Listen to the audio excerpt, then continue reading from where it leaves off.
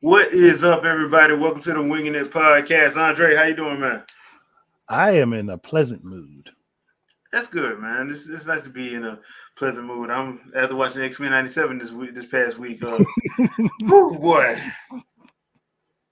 it's tough for us Gambit fans this week. It's tough for us Gambit fans. He went out like a G, though. He went out like a G.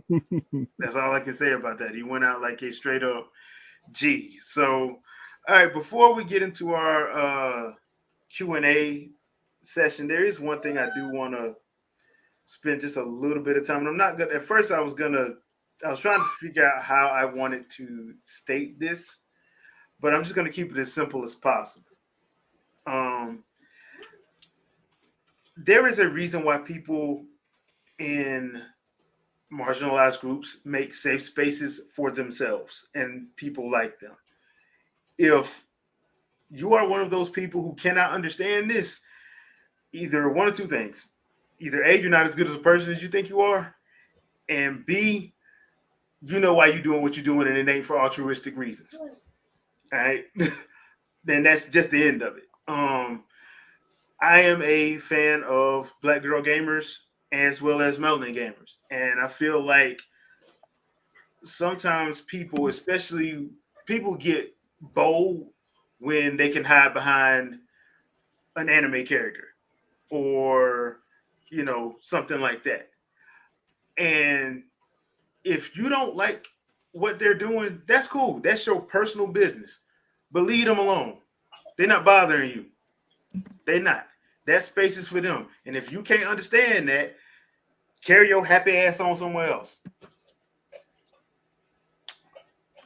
I don't know what else to tell you. Because, like I said, either A, you're not as good as a person you think you are, or B, you're not doing it for altruistic reasons. You're not trying to bring anybody together. You're just doing it because of whatever twisted idea you got in your head. And that's pretty much all I'm gonna say about it. I don't like the way they get treated, and especially by people who that ain't really worth my time or attention, to be honest. But I am a fan of theirs, and I don't like the way they're being treated. And I don't know if y'all noticed or not, but I'm black, so I just don't know if y'all noticed. So no, you're just ultra tan. yeah, I'm just ultra tan, No, but I know what you're talking about because I saw it popping up myself. And yeah, honestly, I wanted to address it, but I know how I can get if I'm addressing something like that in particular. yeah. Because I would have, as Trinell likes to call them, I would have had an epic rant, and it would have definitely not come off as anything that you could let your children listen to. So I decided to abstain vocally from that for the fact that if I know that they made their own group and everything, and people decided to pick that apart as a thing and say, oh, now segregation is the way we make everybody happy and inclusive. Like, no, it's okay to have a privatized space for you and for people that you commune with. It is okay to have that. What happened?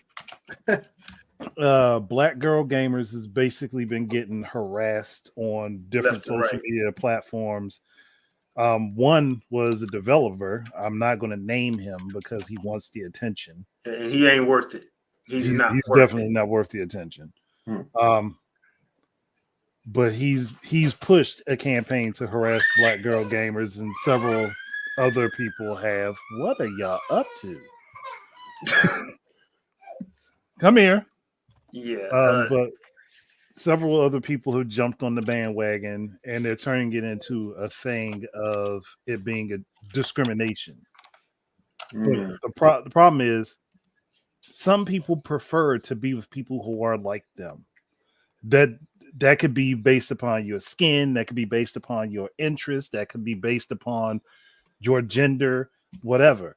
Some people prefer to be around other people like them. Right. There's no problem with that. It's not a public space that you're not being allowed into. It's a private space. It's called Black Girl Gamers for a reason. You don't see me applying to join the group. Right. Just like if there was a group for white male gamers, I wouldn't be sitting there like, oh yeah, y'all can't have this. I need to be part of that. I need to be able to see what you're doing. No, I don't care. As long as what you do doesn't affect somebody else outside of your group in any way, shape, or form, I have no opinion on what you do in your group. You could be saying the nastiest, most ridiculous things or making fun of people in the worst ways possible. I have nothing to say on your group until what your group says turns out to affect other people outside of it. Right. That's the only time I have any concern about what you do in private. Just like if you can't just walk into my house and tell me, oh, I'm going to stay here now. No, you're not allowed to do that. And I have a right to say, no, you're not allowed in. Like a lot of people talk about, well, I have rights to do and say whatever I want, but then you want to encroach on somebody else's right to do the exact same thing. Yeah. And to be 100% honest, Black Girl Games haven't been going at people. No, they haven't. They've been defending themselves, but they haven't been going at people. And like I said, I support them as much as I can. Like I share their stuff out. I share their Twitch stuff because they got some pretty cool Twitch streams that they do. I'm like, dude, you will never hear me say, why didn't you let me be a part of it? No, I'm not. No. The only thing I found weird about their thing with the application, and it's just because of how funny it sounds. And it's on there says, do you identify as Black? I mean, anybody can technically identify as Rachel Dolezal. We've definitely had some people go ahead and say, yeah, I'm this and that, but they weren't actually. And it's just the terminology that's funny, but I get the purpose of it. Yeah. But I just wanted to spend a little bit because I meant to do it last week, but I was way too hot. If I would have did it, I probably would have said some stuff that I wouldn't regret. I just would have said it. And I didn't not too nice things. Yeah, I wouldn't have been like that. So I didn't want to do that. But yeah, that's the thing. Like leave people alone. That's all I'm saying. Leave people alone. Because number one, like I said, you're not doing it for altruistic reasons. You're not as good as a person you think you are if you're harassing them. So leave them alone. Yeah, Dark Angel said basically the exact thing I was meaning. It's not a public space. If it's a public space, it's a different thing. Yeah. If we're in a public space and you tell me I can't be someone in a public space that you have no ownership or rights to, that's where you have an issue. Yeah. But a private space is a whole different thing. Yeah. Whole different thing. All right, peeps. Y'all ready to have some fun with some questions? Now, here we go. Now, y'all know how we do this over here at the Wingin IT Podcast. First half of the episode, we answer y'all questions. Second half of the episode, you answer ours. So, first things first, I had a couple questions. These come from Jewel Ryder. She asks, and so he's going to be whoever wants to answer them first. She got 3 questions off top. One, what game character is your favorite? What do you think will happen with E3 going forward? And who is tired of Switch 2 rumors? So, listen, I can go with my game character that's my favorite. I'm going to go and say that's Link. Yeah. Mm. Mine is Link. I mean, that's kind of obvious. Yeah. Kind of top between Link and Ganondorf, but yeah, y'all get the point. Sandstone, what about you?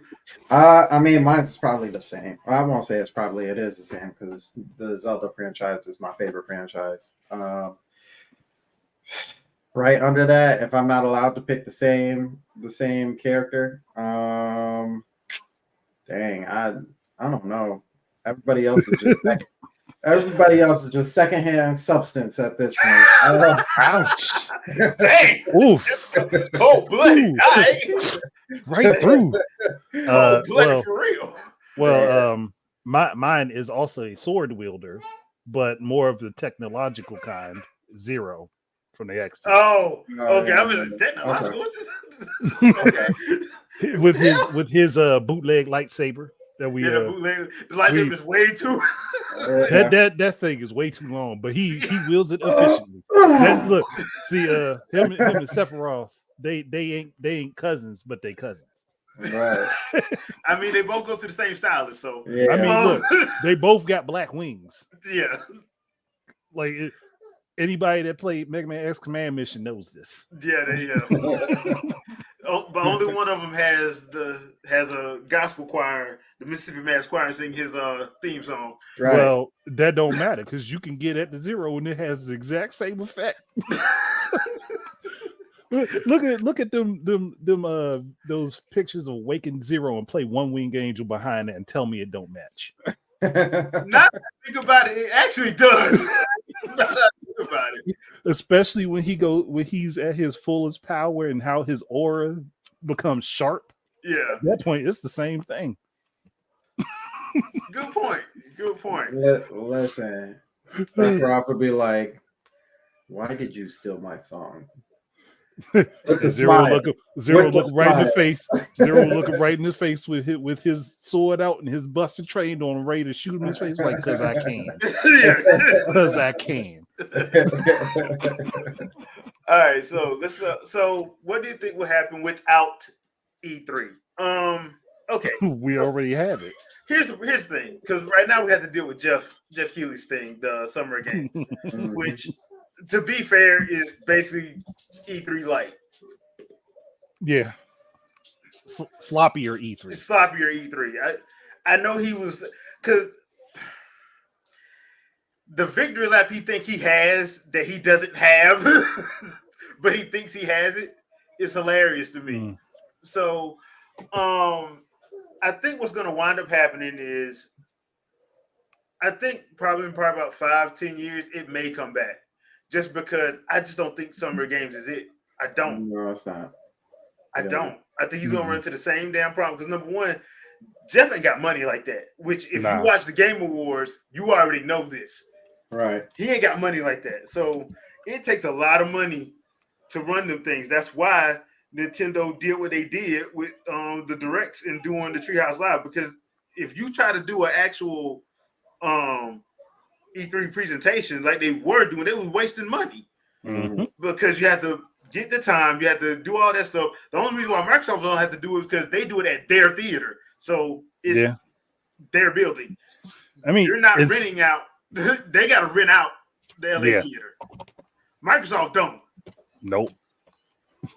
Yeah, and they'll stick to be honest with you, I think Microsoft, I don't want to use the word lazy, but I'm gonna use it there, and then when y'all feel like y'all have a better word, y'all can move that word and put a new word in that way. We'll replace that with efficient. Yeah, there you go.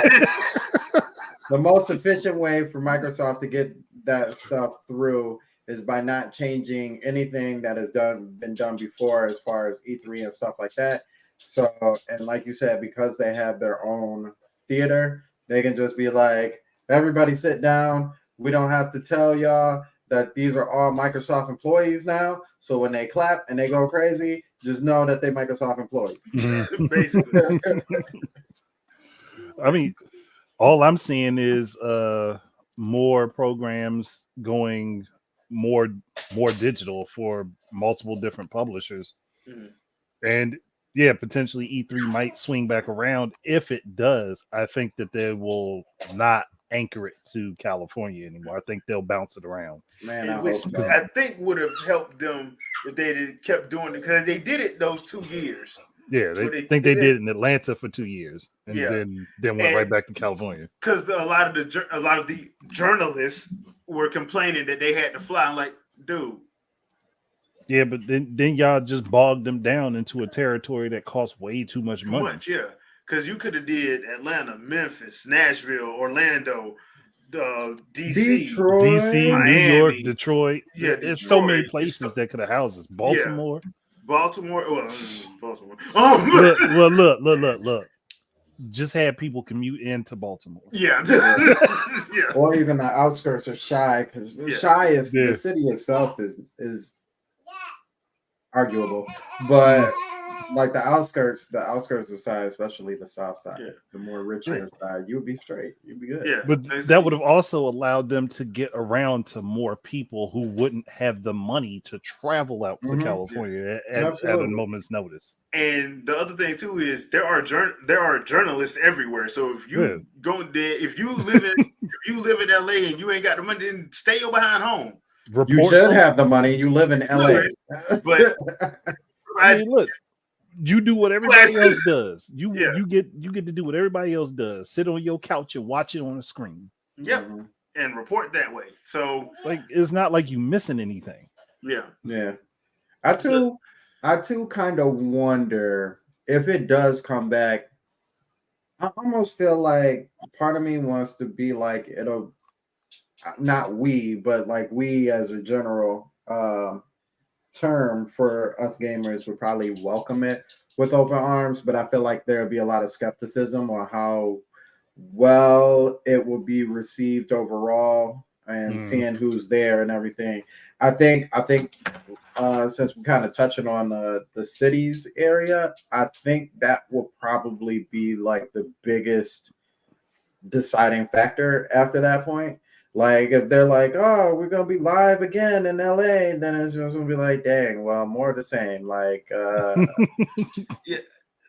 See, that's the thing. I think if you take your time and actually plan it, because the problem was when the other people bought it, they didn't plan. They were just like, hey, we bought it, so we're gonna do it. Like, no, dude, take your time. Take your time. Take a couple years. Take if you have to, take 3 or 4 years. Trust me, Jeff Keighley was more than happy to damn victory lap.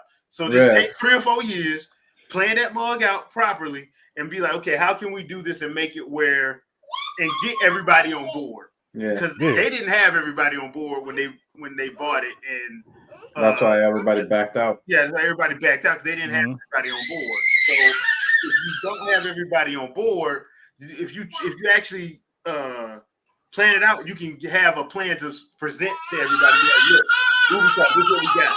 EA, this is what we got. Nintendo, this is what we got. Sony, this is what we got. Microsoft, this is what we got. This is how we plan on doing it. And I promise you it'll work because I already know what Nintendo gonna do. Treehouse Live, direct presentation. Right. It'd be sweet if they could get them to and actually I really think that's probably one of the biggest moves, to be honest with you. If you can get Nintendo to kind of sort of come back, but not in that sense. You know what I mean? Like if you give them their own little stage and all that other stuff where they can still do the treehouse, but they can do the treehouse there with, you know, maybe the crowd in the background or something like that kind of stuff. If we talking like people asking them questions, all that silly little stuff, that ain't happening. Nah. But I think it would be really cool if they had some of those games that we won't have access to for, you know, a year or a year and a half down the road. But people who actually came to E3 can sit there and watch somebody actually like so they can see it live. You know what I'm saying? Yeah. I got an idea how that could work. I got a good idea as to how that could work. And this is if they were to do it in New York and go to the Nintendo World store and have them do a Treehouse Live right there, but do it as a Q&A session with the people that are in person and let them see it on their big screens. It's not like they ain't got a bunch of them in there. Let them see it on the big screens and let people ask the developers questions, curated questions, mind you, by the staff that are there. Ask them questions first. Yeah, but curated questions by the staff that are there, and let them get on the mic and then ask the question directly. And that would build up a lot of interest, because then there would be people being excited, especially in New York, to be like, oh nah, I can't wait for them to come back around this way, and I get to go meet the developers in person and talk to them. Yeah, come on, that would be enough to get a lot of people interested. The only thing I know I'm gonna hear, Doug Bowser, give us Mother 3.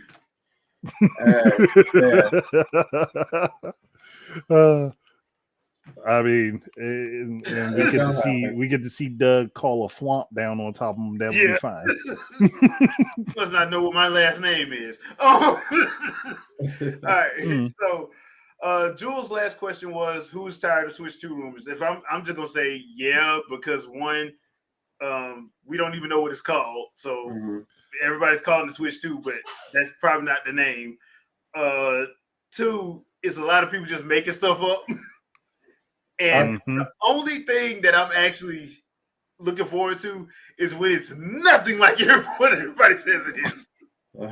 No, see, I'm looking forward to when it's almost exactly like what I said it is. Yeah, what you said, I'm talking about everybody else, because everybody else basically just saying basically what everybody else is saying, unless you hip hop grifter. Everybody else is saying it's a more souped up Switch. I'm like, you don't know that.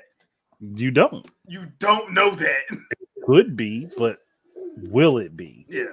It'd be funny if they go all the way back to the Wii U and y'all like, put that ball back out. Me personally, I'm having fun with it. I think it's fun. And I feel like this for every generation, kind of just it's almost like when Christmas gets close, when you were a little kid, not now, because you know exactly what you're gonna get now, but yeah, when you were younger and online wasn't a thing, wasn't as big and all that other stuff, and like you would ask Santa, what you wanted for Christmas, and you would go with your cousins back and forth, like, "Ooh, I hope it's this," and like you now created a whole scenario just for that present. And like either it turns out that you got the present or you didn't get the present. You like, oh man. But long story short, I enjoy those kind of things because I enjoy laughing with people who are either right or wrong. Like that makes my day. Like if you right, like yo, you called that. But if you wrong, I'm like sprinkle the salt in the wounds. But yeah, like Switch rumors in itself. The only thing that I really get tired of is more so the bashing of a system that's not out. I just seen the other day. I'm not gonna say whose video it was, but they were talking about how high of a standard now the Switch 2 has to meet because of all these other systems. And I'm like, but like you said, you don't even know what it is. Like how can you be like the system's facing adversities if you don't even know what it looks like? Like you have no idea what another regular system. You don't even know what it can do. Yeah. You have no idea what it looks like. You don't know what they got planned for it. The biggest problem is the fact that everybody keeps assuming it has to be like the other machines that came out copying the Switch in the first place. Right. Like, why does it have to be more like those and less original? Right.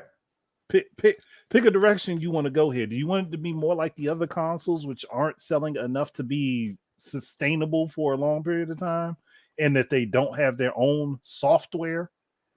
Because that's what you're looking at. Right. They don't have their own software to sell, which means that it won't be sustainable beyond maybe 2 to 3 million units sold. And if you're lucky, something like the Steam Deck, which is around 5 or 6 million currently. It's wild, isn't it?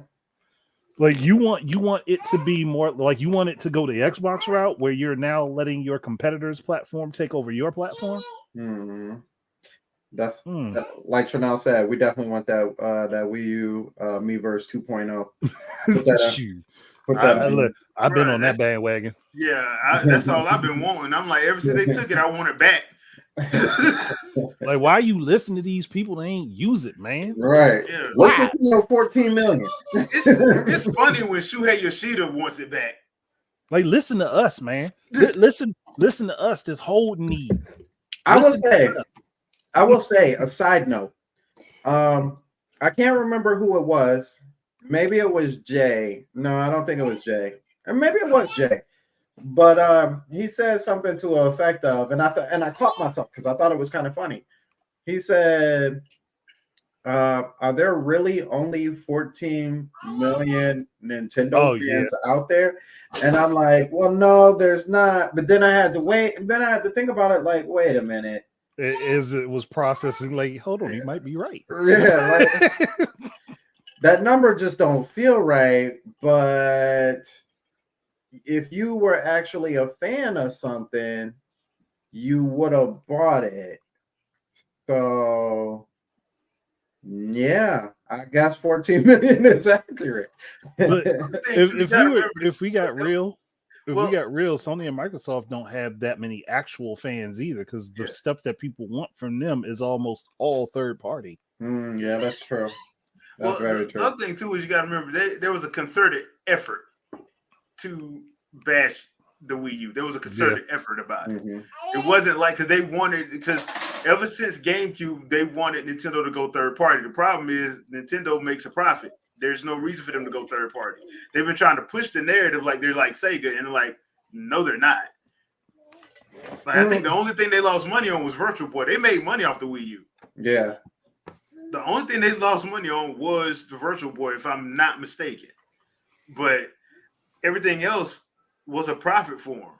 Even the N64, even the GameCube, and yes, the Wii U. Wii U was a profit for them. So I think that's the other thing that people just don't really get.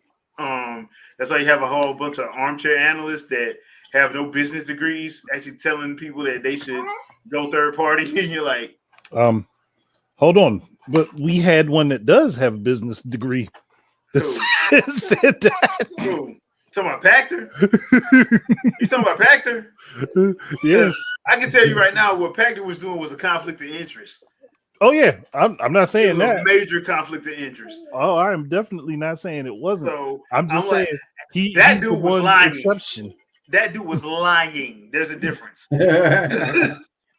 Because if you are an analyst like that, and you're doing your job properly, you're looking at a whole lot of data, and that data would have told him that, hey, if I'm trying to help people invest, I'm gonna tell them to go with the people that's steady, so that you may not lose your money. Because Sony and Microsoft, you might lose money. Ubisoft, you might lose money. EA, you going to lose money. You definitely lost money.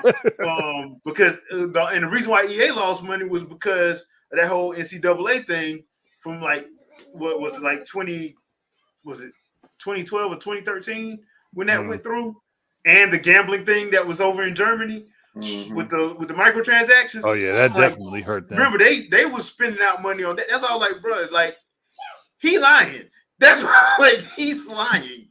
So there's that. But I mean, and that once again, that was severe conflict of interest. That's why I was like, I don't know why anybody's taking him seriously at all, because he should not have been able to do what he was doing unless his contract let him. Because he is technically an authority on the matter, even if he was giving them bad information. Technically, he is an authority on the matter. That's I put technically in front because we need a qualifier for how horrible his advice was. Yeah, basically. All right, Andre, what's some of your questions? Hold on, let me get the first one. What's your favorite F-Zero track throughout the series? Throughout the whole series? Mute City. Mute City. Which one? AX, because they had the best track. They had the best track music. AX. I was gonna say GameCube, but that's okay. That's GX. GX had a good one too. Yeah.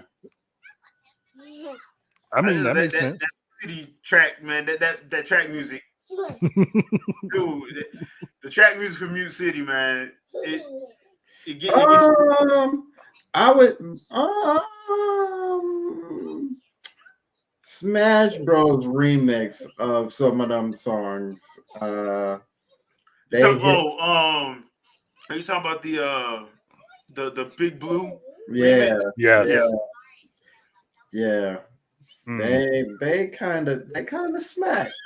I'm like, if y'all remake these games, don't mind putting in some of those Smash Bros remixes on top of it.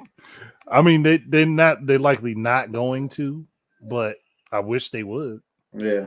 I mean, I don't think too many people would complain about that. I mean, if you go remix it a third time, I wouldn't be mad about that either. You know, that's fine too. I mean, you could always be like Castlevania and Final Fantasy. Yeah, Always remaking them tracks, even yeah. though they reach perfection at some point, they still making good versions of those songs. Yeah, there's 5 million of what's the blood one? Bloody Tears. Bloody Tears. Yeah, you know, there's 5 million Bloody Tears. And I'm not even gonna lie, the Netflix series for the Trevor stuff, that remix of Bloody Tears was off the chain. Yeah. That was a good remix. I will welcome it with open arms if you're gonna remix it a third time.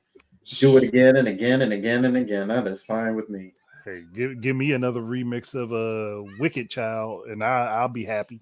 Oh, Wicked Child's a good one too. But we was supposed to be talking F-Zero, not Castlevania. Yeah, my bad. No, that was my fault. that was definitely my fault. Okay, so my favorite F-Zero track overall was actually Firefield, the first Firefield from F-Zero X. Because I loved taking that long slope down and then making a jump going over the zigzag. And I would always, right? Huh?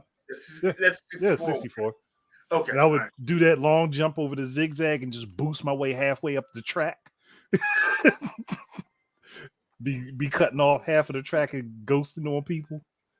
People I was playing with didn't understand how I was doing it at the time. Then a bunch of people figured out how to do it, and now it's not so special anymore. But it was special when I was younger. And look, F-Zero took me a while to get good at that because the tracks was crazy. Brutal. Yeah, especially the Joker League tracks, man. Yeah. Making you want to take your disc or cartridge out and break it. That's why I be telling people, I'm like, man, look, y'all be sitting here talking about y'all want F-Zero to come back. Half y'all didn't play that game. Y'all don't want F-Zero. You don't truly want F-Zero. Nah, because the first thing they're gonna be saying is they want an easy mode. Right. Well, there is an easy mode. It's called novice. Right. That ain't easy. That's not easy. It's not that easy. It's easy not enough. Easy. But it's not easy. But your reflexes got to be better than 2 seconds. Yeah. Shoot, the easy version of that was what was that bike game? Extreme G. That's Extreme the easy version of F-Zero. Well, yeah, because you also got weapons in that. Yeah, weapons to help you out on that. But you can slow people down. Shoot a homing missile up there. Shoot a homing missile at them and all that. Like, so, yeah. F-Zero, when somebody if somebody's really good at F-Zero and they get in the front, you are not catching them. No. You are not catching them unless you are equally as good as they are. But that takes a lot of work. Because you get on the track one of the people that knows how to. Yeah, you get on the track one of the people that knows how to bob and weave all those corners real tight. Yep. All right, you got another one? I got a couple. Actually, I just got one. Actually, this is from the same person, I think. Or 2 people basically asked me the same thing. Okay. And it's basically, why do people think more power will help Nintendo? Or the other variant was, people claim if the Switch had more power, games would look better and run better. What are your thoughts on that? Okay, well, number one, Monolith Soft disproved that, so we don't even have to worry about that. Monolith Soft disproved that. The power question, I always go back to the 6th gen. There'll be an excuse made because the GameCube was more powerful than the PS2. Oh, definitely. Well, it was a little bit under the OG Xbox, a little bit. Well, depending on what you were doing with it, because OG Xbox couldn't take Resident Evil 4. Yeah, if people remember. Yeah, so the power. That's why Nintendo won't play the power game anymore. They played the power game one time, and people made excuses. Yep, every excuse they could think of. Excuse.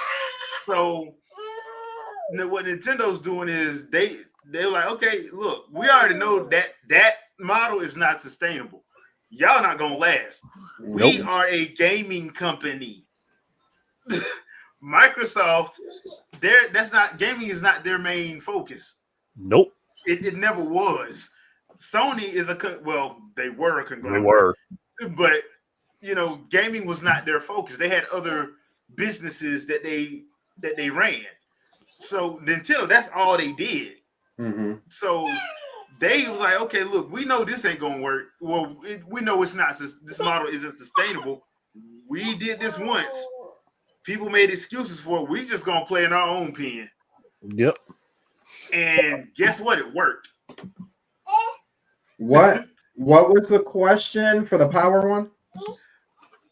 Well, it was basically, why do people think more power will help Nintendo? And the other part was because I think it was the same person, maybe. People claim that this games would look and run better on the Switch if it had more power. Okay, so to answer the power question, I think it's a combination of people being misinformed and ignorance. Because I think the real so if we look back at history, historically, in order to get push out the performance that you needed to, if we're talking the fifth generation, going into the sixth generation, you needed more powerful hardware in order to get the 3D, 3D how it looked as on the 64. You needed the you needed the 64 hardware, right?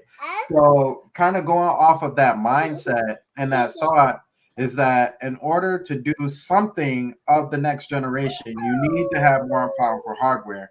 The problem comes in with that is, and this is part of the ignorance, is that on multiple occasions, kind of like Wii U being a perfect example, is that people don't actually listen to what's being said about the engines that are made for these hardwares.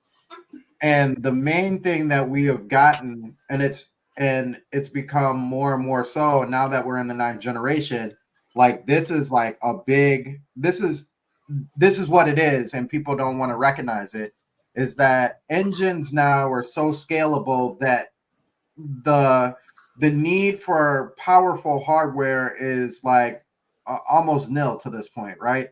So whether you're having it on a PlayStation 5, a 4090 Super, or you got it dialed all the way back down to, an iPhone or whatever, like the scalability of these engines is what really makes these games now. So needing that hardware is not as necessary, but people don't listen, just like they didn't listen with the Wii U and being like, this is our new console. This is our new console. And then everybody's like, but is this a new console or is this an add-on? Well, you didn't listen to the words. You didn't hear what was really being said. So I think that's why everybody thinks that throwing more power at the system will equate to having better running games or, newer ninth gen games, what have you. And that's just as time has shown, that's not true if you look at the Switch from the beginning to the end. So I guess going along with that, and what was the other part? The games? Yeah. Yeah, I think you basically touched on it though. Yeah. So Pretty much the same thing. yeah, so really, I think that's really, it really comes down to people not understanding that. And I'll get off my shadow box, but pause. Um, and and say that those are like probably the two biggest things, is them not understanding and them being ignorant in their own mindset that 1 + 1 = 2 and has been since the beginning of time. And that's just, it's not the case anymore. Well, okay. My take on it is people listen to those who they think know better, and half the time the people that they think know better really don't. Mhm. And that's something I've more recently learned by doing all the stuff I do with checking out like different ways to learn code and stuff like that. I've learned through just going through like how code was done on the NES and the SNES, the Genesis, and learning how it was done on all these different systems. It's not always it's not the hardware's issue if the game isn't working the way you intend it to work, Facts. because you're supposed to work within what the system does. If you don't work within what the system does and you put something in it that it doesn't work with, is it the tool that messed up or is it you that messed up? Right. If I take for instance my drill here, if I can grab it without knocking a bunch of stuff over, I take this drill and say I put a bullet at the top of this and try to drill a hole in the wall. Will it work? Mm-mm. No, it won't. I'd have to put a drill bit in this. Or if I wanted to ruin the screwdriver bit, I could put one of those in there, but better to use a drill bit. You have to use the tools the way they are designed to be used to get the best effect out of the tools, which means that you can't just take, and even though, yeah, engines are scalable, you can't just take the engine complete with everything that's in it and move it from one platform to the next without editing how you're using what's in that engine. So many games now are bloated disgustingly because people don't know how to code. And since they don't know how to code, that means that they don't know what resources are activated in their games when they're on, which means that you have so much stuff processing. Now we're understanding why so many developers say, oh, we need more power. Yeah, of course you need more power when you don't know how to edit the engine you're using properly. That's why so many people were surprised when Witcher 3 dropped on the Switch, but it also got improvement updates on the other platforms. Yeah, because the people that got stuck with the job of porting it actually knew how to work within the code and the resources that were there, and they got rid of a bunch of needless crap. I mean, that's what happened in Nier Automata. Yeah, it's the same thing. So if you have people that don't know how to use the tools, of course you're gonna come out with a bad product. Right. Mortal Kombat 1. Which they shouldn't not know how to use it. And Harry Potter. And one more. I know those are Warner Brothers, because Warner Brothers do that. Warner Brothers, all three of them. Yeah. And Arkham. And Arkham Knight. Arkham Knight. But then Arkham Knight was bad on everything, though. Again, that means they don't know how to... It was bad on the PS4. It was bad on PC. Yeah. Mm-hmm. So, they don't know how to use the tools that they have. Yeah. As Shadow always said, they don't know how to write to the metal. And it's getting worse when you ain't got metal to write to. Yeah. Because a lot of this stuff, a lot of like Unity is object oriented. You don't have to know how to code. You just drag and drop. Nope. And that causes a lot of bloat code. That, and because you can also get free resources from Unity that are created by the community. Mm-hmm. And a lot of those people don't know how to reduce the size of things. Yep. It gets worse because the objects that they create are bloated in code. And then when you put them in your code, it just swells up. It's like filling a water balloon infinitely. Mm-hmm. And your compiler, good luck with that. When you're trying to clean it up. People aren't going to understand this, but if you are compiling a game code and it takes your game more than like potentially 2 hours to compile, your code is going to be way too big. I can tell you that right now. Yep. It's going to be way too big. That's pretty much how that goes. So, yeah. Hopefully, I sufficiently answered that one. Good answer. Good answer. Got one. Trinell's a very good and thought in-depth question here.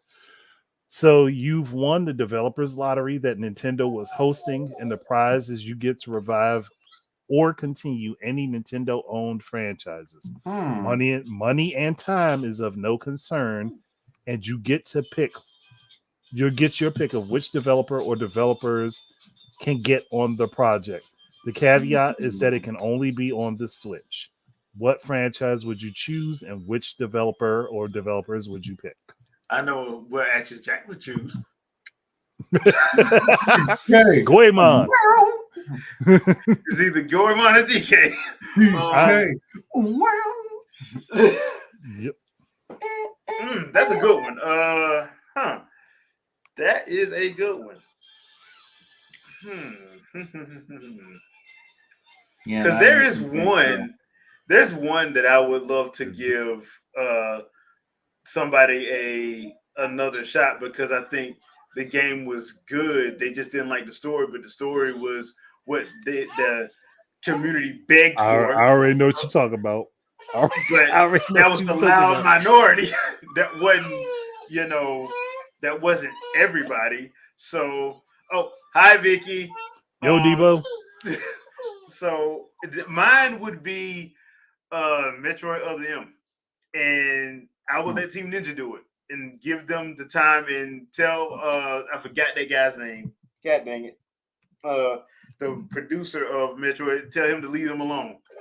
Kensuke Tanabe, I think. I think it was Tanabe, yeah. I tell him to leave them alone. Let them cook. Lead them boys alone. Let them cook. So that would be mine, just because I liked what they did gameplay wise. And as far as the story is concerned, I mean, they gave people what they asked for. They wanted cinematic storytelling, and that's what they got, not realizing that Metroid is a bottle game. She's by herself and she doesn't have anybody to talk to. So unless you throw an AI in that system, in that suit that has some personality, you dealing with stoic Samus, because she's stoic. That's just how her character is. So yeah, mine would be Metroid, the Other M game, and I would let give Team Ninja another crack at it, and let them do their thing. Hopefully, get a whole Zero Suit mode, so we can actually see her using different weapons. Because ever since Metroid Dread, I'm like, in the lore, she does know how to fight with a multitude of weapons. She don't just use that arm cannon.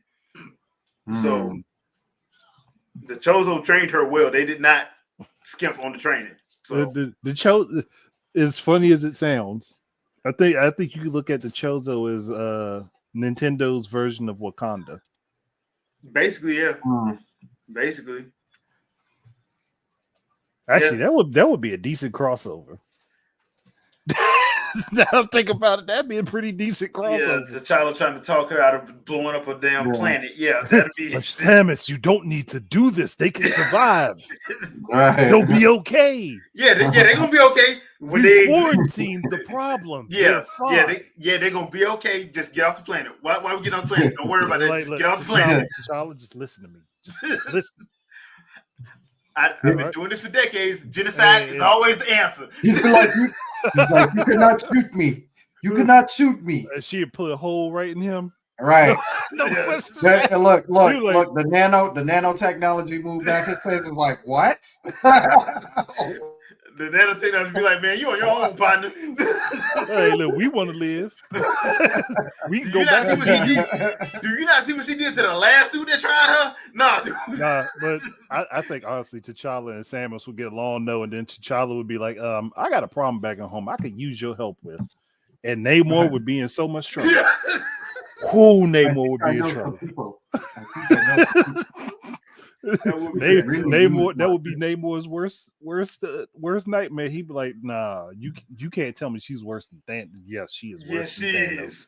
Yeah. Especially when she gets upset. Now we could say Thanos is more powerful, but Samus is definitely worse. Yeah, I mean, at least you could talk to Thanos. Well, yeah, because Thanos likes to gloat, so he'll talk Yeah. to you. Samus she ain't gonna gloat. Yeah, it ain't really no words. She's just going to focus on you not being in front of her. Yeah, Right. she is what we call about that life.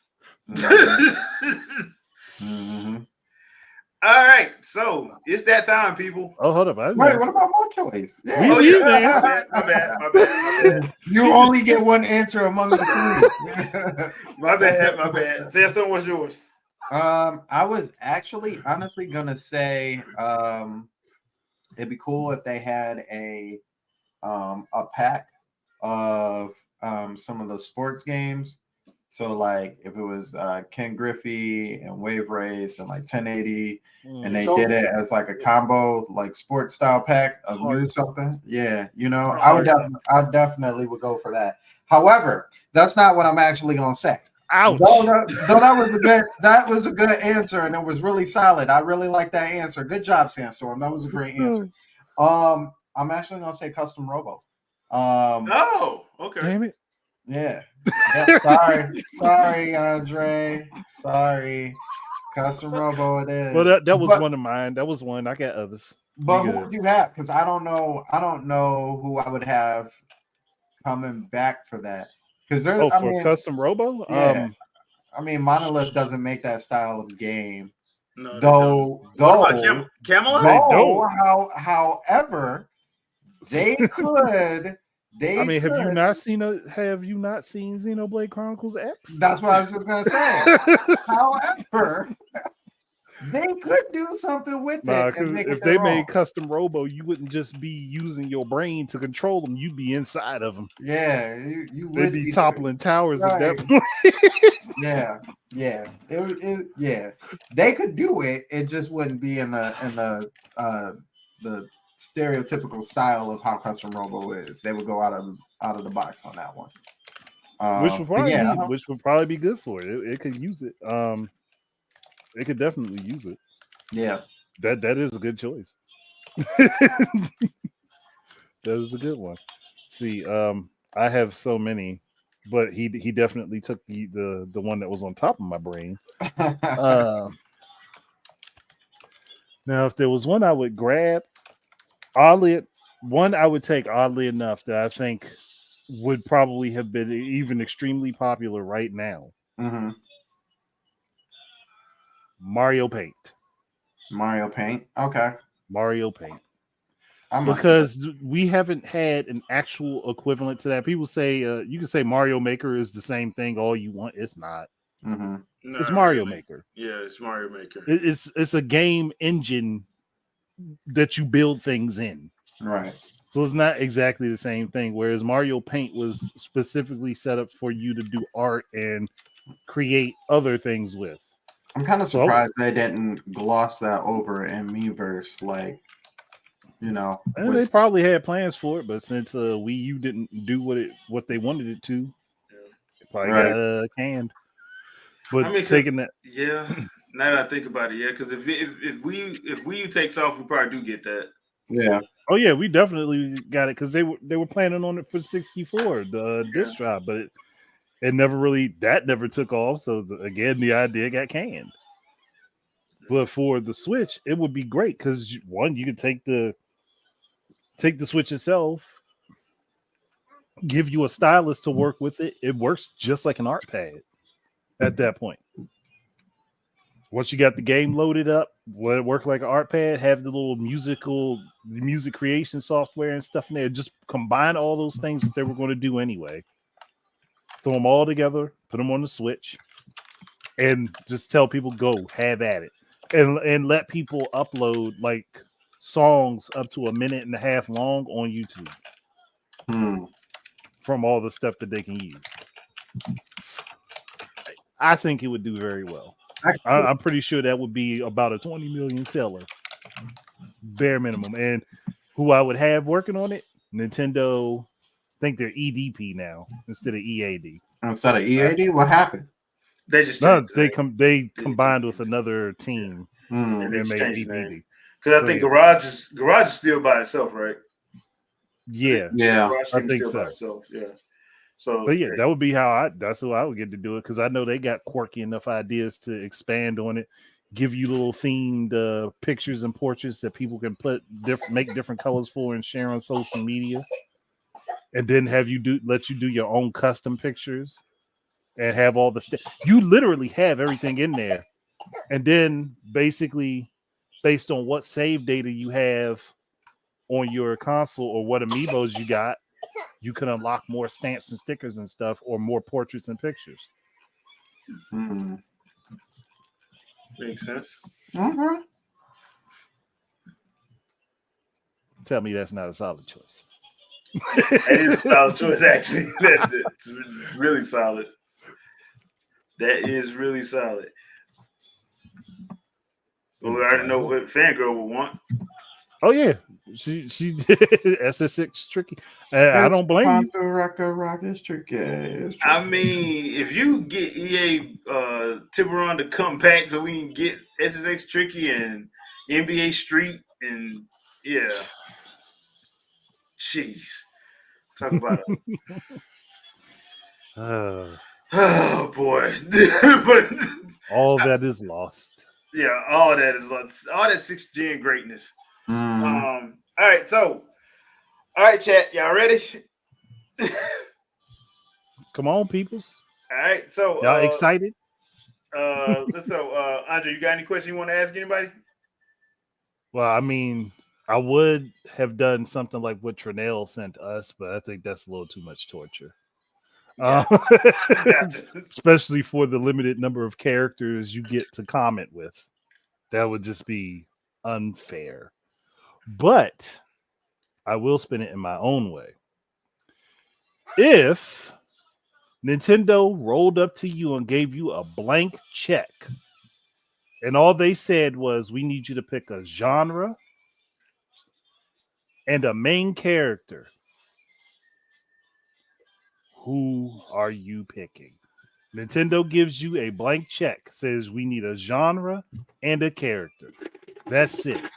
Those are the two things you get to pick, the genre and the character. Yeah, that's a good one. You don't get to pick the developer, but you get to pick the genre and the character. What you get? I can tell you right now. First person shooter Zelda. I'm done. Thank you. Look, we almost got there. We almost got there. I'm messing. Well, we almost got that with crossbow training. Yeah, we did actually. Dark Void got one. True psychological horror game starring Samus. That would actually be dope. I've already said stuff like that. Come on now. But that would be dope. That would be dope though. Because inside Samus's mind has to be one of those. It's because remember, she's dealing with PTSD. Places. She saw her whole colony get raised at 4 and watched her parents get murked. Yeah. And got run through by Ridley. Yeah. I can't believe they showed that in the manga too. Like they actually showed the whole thing in the manga. I'm like, okay, that's kind of it's a manga. I can kind of understand that. Yeah, but I ain't expecting them to do it like that because Ridley killed some old people. He really killed a bunny. Can you believe that? Yeah. Really killed a bunny. The bunny had nothing to do with this. Ridley is the type to just look like you exist. Bye. Yeah, basically. All right, so JB is a Falco third-person shooter. So we're talking cover shooter, JBs though. There's a distinction. Are we talking like Gears of War, or are we talking Blue Stinger? Yeah. Yeah, I can see because ain't in the lore like Falco a former mafia. I think so. Okay, I think so. Okay, so cover shooter. Okay, that's why he be gunslinging. You have a cover shooter, but then you have the what do they call their shield? The spark. Mm-hmm. Spark. Okay. All right. So Vicky got one. Calypso, the warrior angel, done. Great cozy horror. She wants something. She does the streams where she's dressed nice and cozy and plays horror games. Yeah. So it makes sense. Gotcha. All Platform and blinks. I would. You know what? But that's Microsoft. Yeah, Yeah. Blinks wasn't a bad game. No, it wasn't. It really It wasn't. just needed more time. Yeah. I would say Dark Void. Have a crazy happy platformer starting the Doom. You know what? You know what? Animal Crossing. The Animal Crossing. It would work though. Yeah, do the Isabel and Doom guy. It That would work actually so work. bad. Oh man. Isabel and Doom guy, like Bethesda did say they love the artwork. No, Exodia. He said Exodia? Donkey Really? Kong count. No. Oh, okay. Don't do him like that. Why you gotta do DK that way? Yeah, Don't do him like that. This is not Sesame Street. for real. I would say open world action adventure F-Zero game featuring the bounty hunter himself. Yeah, that could work. Captain I Falcon. could see a Captain Falcon game like that. Kind of That like would work. Star Fox Adventures on Dinosaur Planet, where you have like both outside stuff and in Ooh, the car stuff. Yeah. yeah, That'd be pretty hot. that would be. J Biggs got one that actually is interesting.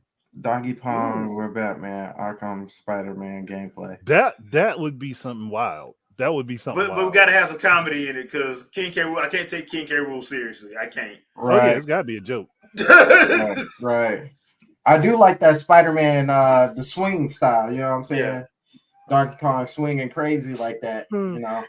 You know, I just thought of something. So, because y'all know, I've been playing Princess Peach Showtime. Mhm. I would love to see Team Ninja do a Sheik and Ninja Peach action game. That'll be hot. That'll be hot. But it's gotta. But it has to have some comedy in it because I can't. It can't be. You gotta start off with like. It's gotta start off with like Zelda, and she's in like legitimate trouble. And she's like, you know what? I know somebody who can handle this. And then she goes to Peach's kingdom and she tells Peach about the situation.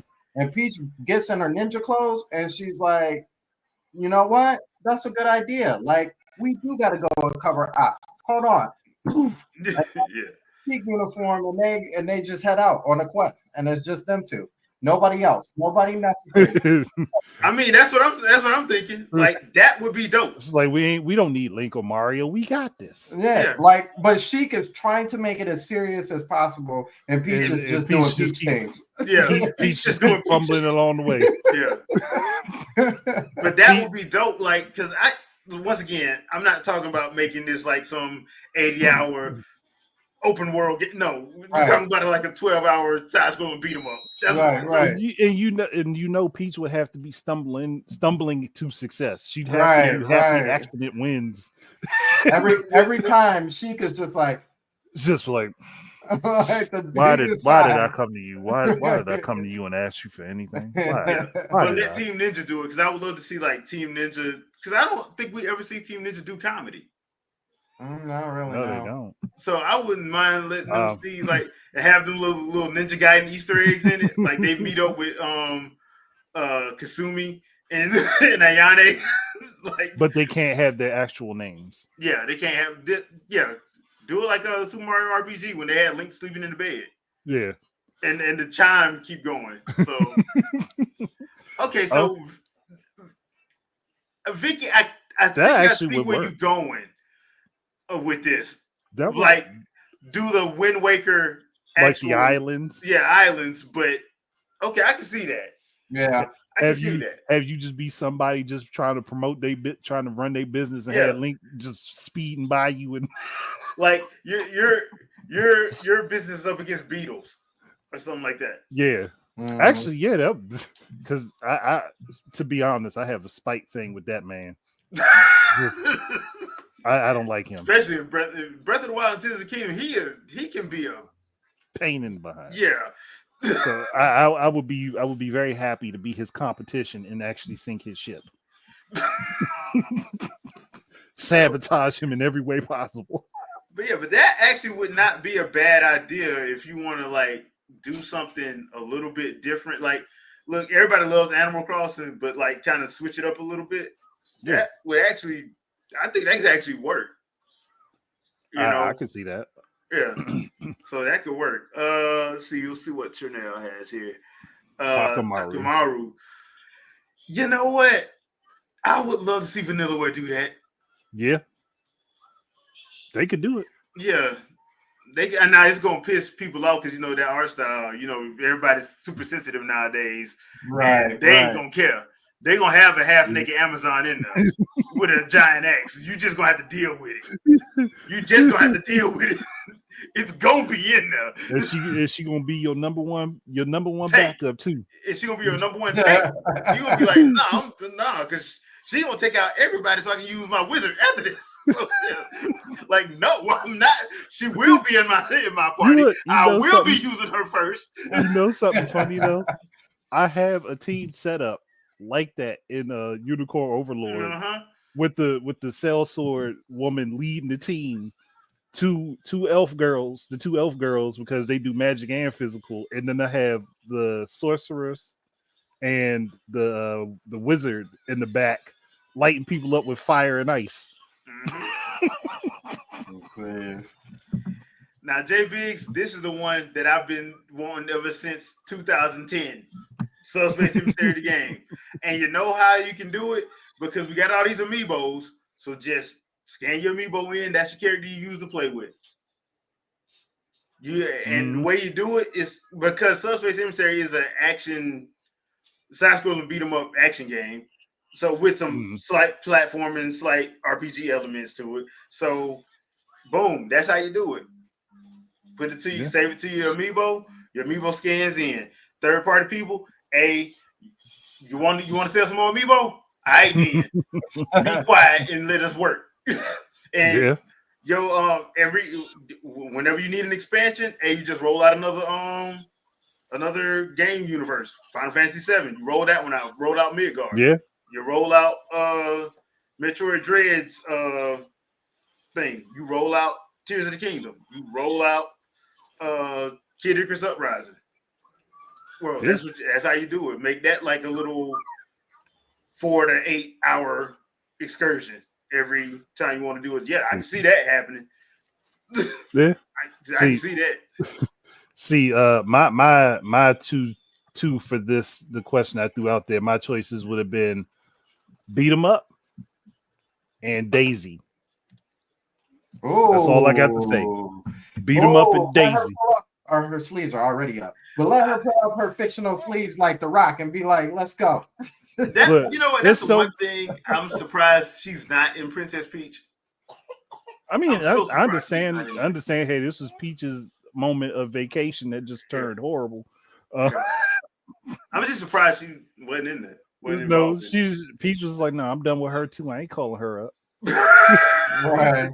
I ain't calling her. Nah, she can stay right where she is. Matter of fact, in that Zelda Zelda and Princess Peach game, like they just leave and Daisy shows up through the door like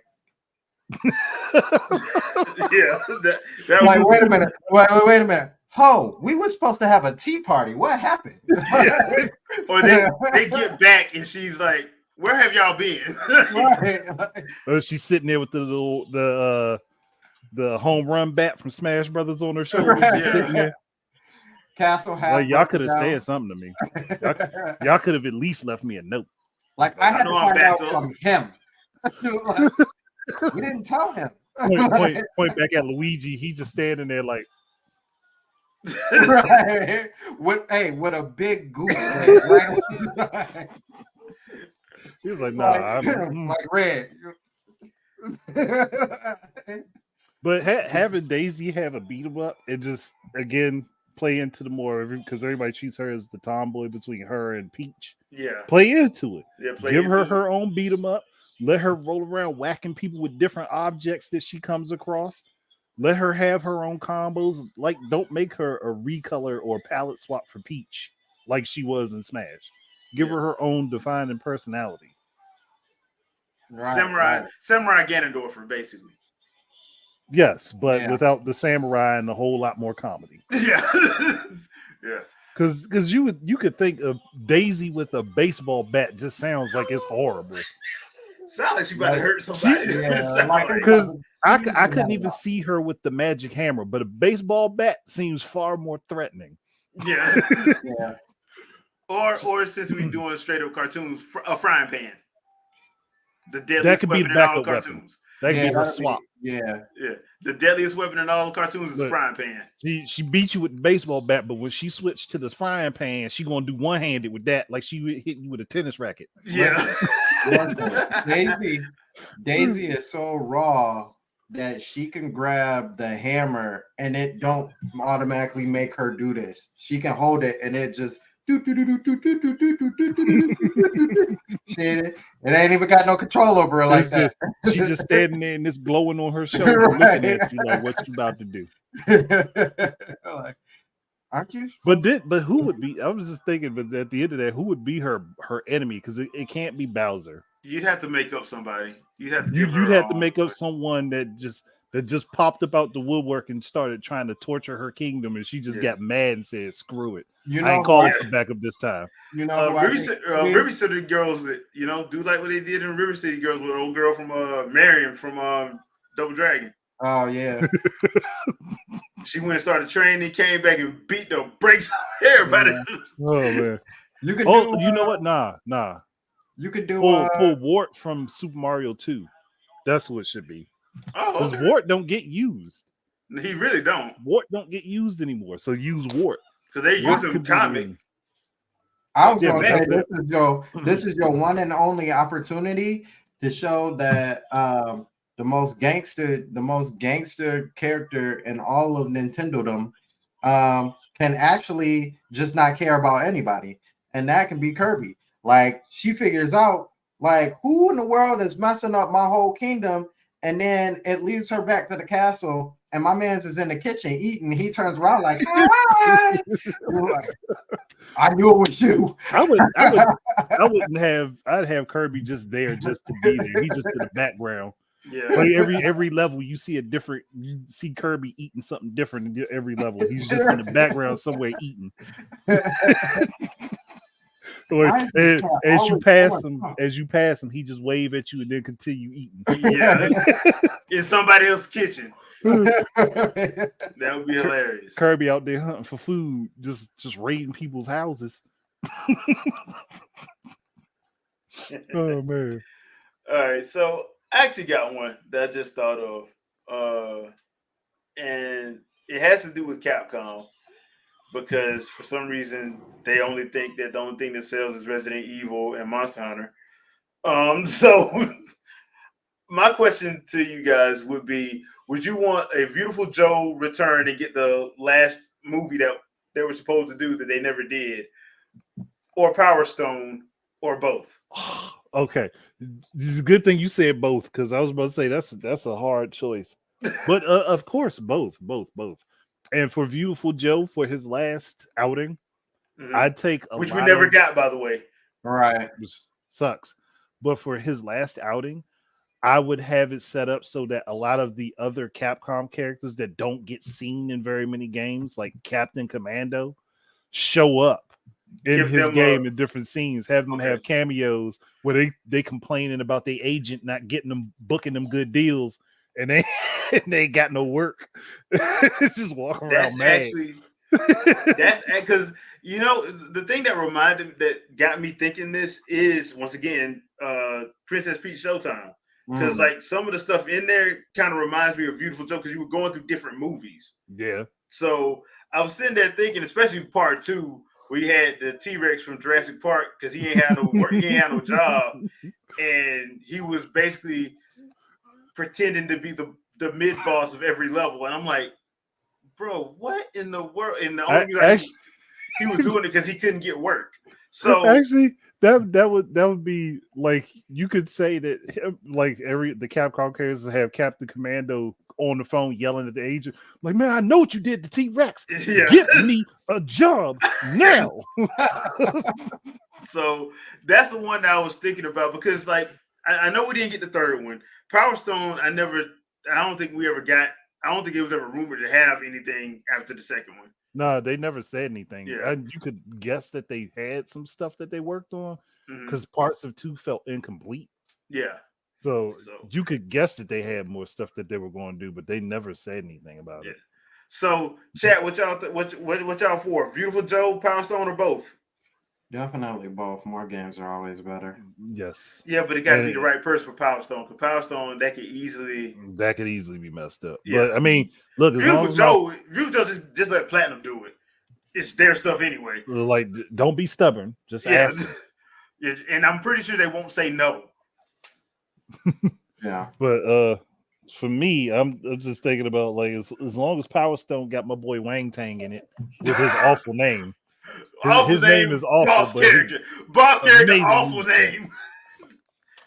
Like, let him be in there because his name is just ridiculous. But as long as he lives on to do his pseudo Dragon Ball moves. Yeah. Nightwolf is down for Power Stone for more Power Stone. I mean, I don't blame him. Yeah, I don't blame him either. That was one of those games I'm glad Sega decided to bring their stuff back. I still need a release date for some stuff. But that's one of those situations where I'm sitting there, I'm like, man, Sega has so many good games on that Dreamcast. Ready to Rumble. And a lot that people don't know about. Power Stone, Skies of Arcadia. I'm like, bro, they had and their version of Resident Evil Code Veronica is the better version. It is definitely. Resident Evil Code Veronica X was not better than no, because a lot of stuff was if you played that version, it didn't feel right. Yeah. But there is a game I know a bunch of people don't even know exists that Capcom made, and that is Spawn in the Demon's Hand. It was an arena battle game for Spawn that Capcom made. You know what? I remember that game. I never played it though. I do remember it. That game was a lot of fun. Yeah. That game was a lot of fun. And you had, I think it had like 40 characters that you had to unlock. There were two versions of Al Simmons' Spawn. There's one that was his actual normal color, and then there was a lighter blue color for different loadout types. Then you had the Victorian Spawn. You had Redeemer. Like, there were so many characters in there. You could play as like a lot of the boss characters. You could play as any of the minor characters. There was just a whole lot of good stuff in that. Yeah. Nightwolf Power Stone was Sega, if I'm not mistaken. No, Power Stone was Capcom. It was on Dreamcast. I thought that was a. It's not specifically Sega. It was Capcom. I mean, I know it was Capcom, but I thought it was one of those ones that Sega. They might have helped pay for it, but I think it was Capcom's. It's still at Capcom's IP. All right, peeps. We are. Oh man, Third Strike was good. We're gonna have to table this one. You know what? Next week, peeps. Next week, bring your Dreamcast memories. Bring your memories. Actually, I think honestly, we should just do a full session of us bringing questions to the chat panel, huh? Okay. Because I can come up with a bunch of them. Okay, we'll do that. We'll add that on. So we'll add that on as a segment. So everybody, thank you. Chat, we appreciate you. Thank you for showing up. I know we started a little bit late tonight. I do apologize for that. But thank you guys for showing up and coming through. We really do appreciate it. Sandstorm, anything you want to pimp out? Yesterday we talked more Wii U stuff. I'm almost halfway forgetting what I talked about. Features that the Switch 2 could implement in the Wii U that we think that would be cool. So if you want to check that out, we came up with some pretty good ideas. Some dope ideas, actually. Other than that, tomorrow's the Joe podcast. It may be on, it may not. I don't know. They let me know last second. But you can come to the Stormcast every Saturday at 9:00, where we talk about various different things. It's not in my sub. Oh, it's on. Golly, it's this way. There it is.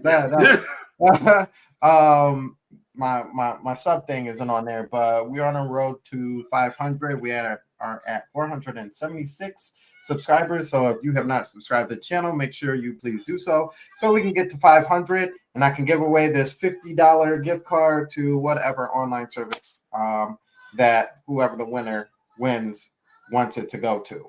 So yeah, that's it for me. All right, Andre. I mean, I didn't have a very busy week, but I did drop a video for the whole We Visionist bull crap. And I did do a live stream for the lost potential of the Wii U. And I also just did a random live earlier today. It was just random thoughts. So y'all can check those out. And a Silent Play Sunday taking on doing the first case of the first Phoenix Wright in the trilogy because I was bored and felt like doing Phoenix Wright. All right. Well, I didn't put up any gameplay or anything, and I do apologize for that. But I'm gonna try to figure something out with that. Just been a hit with a lot of real life stuff. Did have a good discussion with Vicky this at 6:00 about X-Men '97. If you are not watching it, you might want to start. That Yeah, it's actually definitely pretty check good. it out. Yeah. Yeah, it is actually really, really good. They're doing a lot of good stuff with that cartoon. So please check that out. Also, you know what? I'll leave that for next week. But thank you guys once again. And we'll see you guys next Sunday, 7 p.m. Eastern Standard Time. So peace out, people. Peace. Peace.